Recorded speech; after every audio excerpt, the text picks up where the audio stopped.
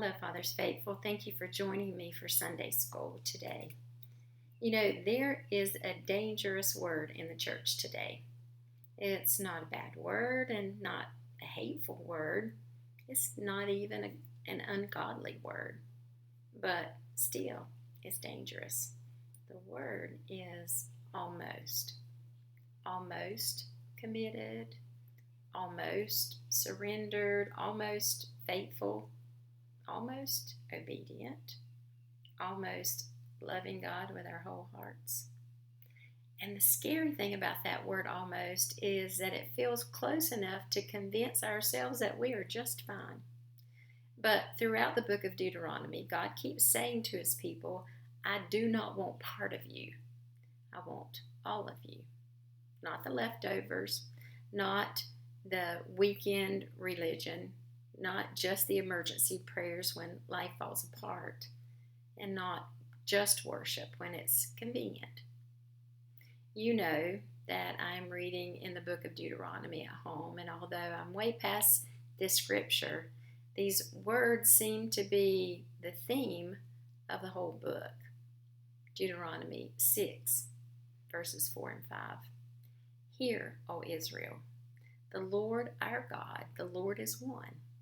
Love the Lord with God with all your heart and with all your soul and with all your strength. God says, love me with all your heart and all your soul and all your strength. God has never been interested in just part of our devotion. And yet the world continues to say, protect your peace. Do what makes you happy. Live your truth. Follow your heart. You know, the problem is this. A heart disconnected from God will eventually lead to a person ending up somewhere destructive. You can't follow a broken compass or a GPS that hasn't been updated and expect to arrive safely where you need to be or where you wanted to be. In Deuteronomy, Moses is standing before the people and he's saying, listen to me carefully. If you keep putting yourselves at the center instead of God, it will destroy you. God had rescued these people from slavery. He had split the Red Sea. He had fed them in the wilderness, led them by cloud and fire. And yet, even after all that, they still struggled to give God their whole hearts. And before we judge them too quickly, we ought to admit something. We do the very same thing. We love God as long as loving him doesn't interfere with what we want. We'll obey unless obedience becomes uncomfortable. We'll trust God until we think our plan sounds better. And we have become masters at spiritual compromise. We want enough God to feel blessed, but not so much that it changes how we live. Enough Christianity to soothe our conscience, but not enough to surrender our selfishness. But Deuteronomy won't let us stay comfortable choosing what we want and not considering God's will for our lives. In fact, much of the book of Deuteronomy, as I've been reading, makes me uncomfortable. I often wonder how in the world we read it to the boys when they were growing up without at least one of them, Josh, saying, now read that again. What did that mean? Why did God say that? I'm sure he did, and I'm sure his brothers probably did too. In Deuteronomy, Moses keeps reminding the people, your choices have consequences. And that is not a popular idea anymore because modern culture treats consequences like it's just an outdated idea.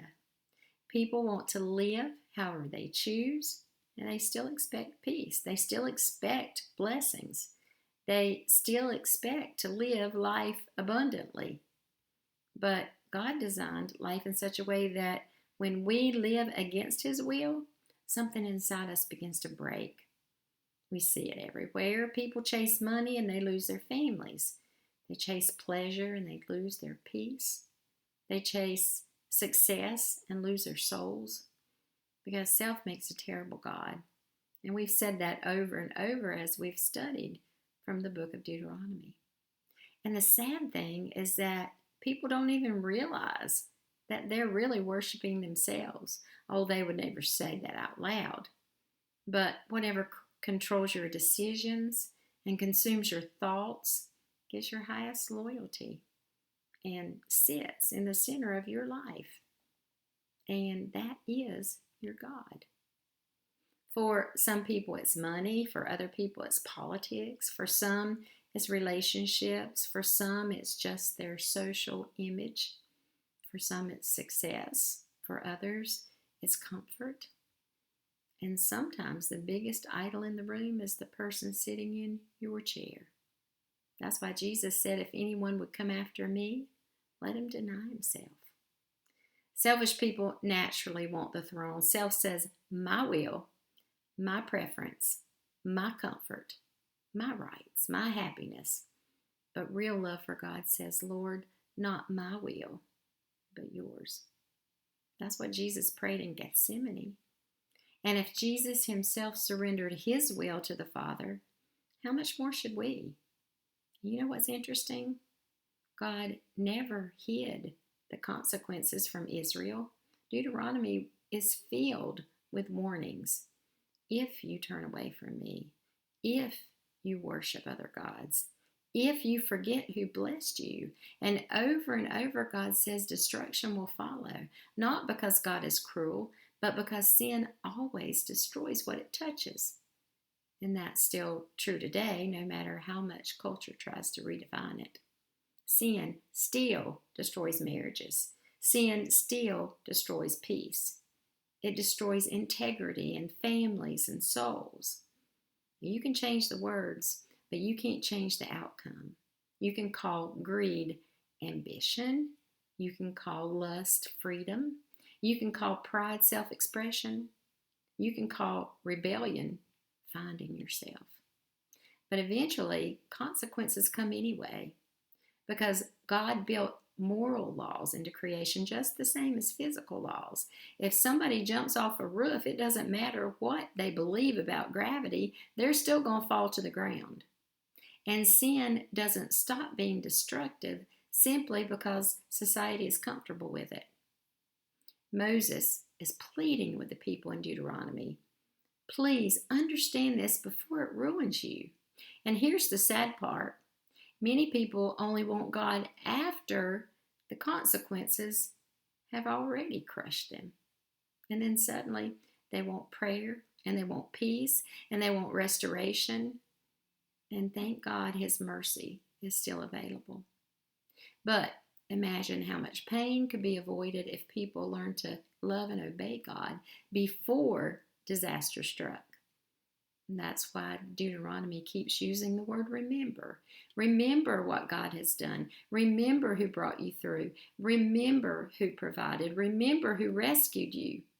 Because when people forget God, they begin worshiping themselves. And self-worship always leaves people empty.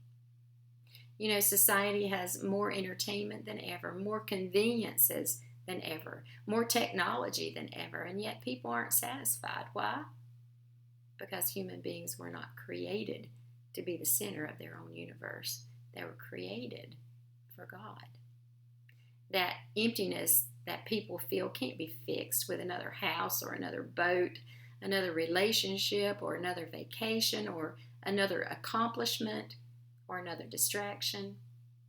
Our human souls are crying for God, the God who made us. And that's why this command in Deuteronomy matters so much. Love the Lord, your God, with all your heart. Not a church version of you or a Sunday morning version of you, not a polished religion version of you, but with all of you, your private life, your thought life, your relationships, your ambitions, your time, your money, your priorities, your future. God says, I want all of you because I love all of you. And here's the best part. God never asked for a love that he's unwilling to give himself. At the cross, Jesus loved us with all his heart, completely, sacrificially, unconditionally. Jesus didn't love us halfway. He didn't almost love us. He carried the cross completely. He suffered completely. He gave himself completely. And now he calls us to love him with our whole hearts. Not because he wants to take life from us, but because he wants to give us real life. Moses finally tells the people, I have set before you life and death. Now choose life. And every person listening today is making that choice too. Every day we choose what sits on the throne of our hearts. Is it me or is it God? Is it temporary pleasure or eternal purpose? Is it cultural approval or is it obedience to Jesus? So the Spirit of God is still asking the same question today. Do I truly have your whole heart? Not your leftovers, not your spare time, not your religious appearance. No, your heart. Because the truth is, whatever has your heart will eventually shape your life. And only one king is worthy of sitting on that throne. All of us probably know somebody who chased success but lost their family. Or you remember a season where you yourself realized that you were giving God your leftovers.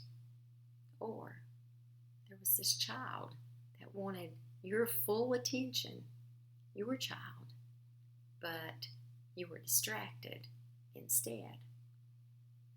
Today, don't be the one who almost surrendered to God, but still didn't surrender to self. Don't be the one who was almost obedient, but still disobedient.